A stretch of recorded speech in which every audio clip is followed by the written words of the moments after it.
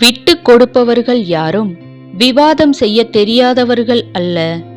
விரும்பியவரின் மனம் விவாதத்தை விட உயர்ந்தது என்று உணர்ந்தவர்கள். அற்பமாய் யாரையும் ஒருபோதும் நினைக்காதீர்கள். ஏனெனில் நாளை அவர்களே அற்புதங்களையும் நிகழ்த்திடக்கூடும். ஒருவருக்கு உங்களை பிடிக்கவில்லை என்று எப்பொழுது உங்களுக்கு தெரிகின்றதோ அப்பொழுதே அவர்களை விட்டு விலகிவிடுங்கள். கூடவே இருந்தால் அவமானம் மட்டும்தான் மிஞ்சும். பாசம் வையுங்கள், தவறில்லை.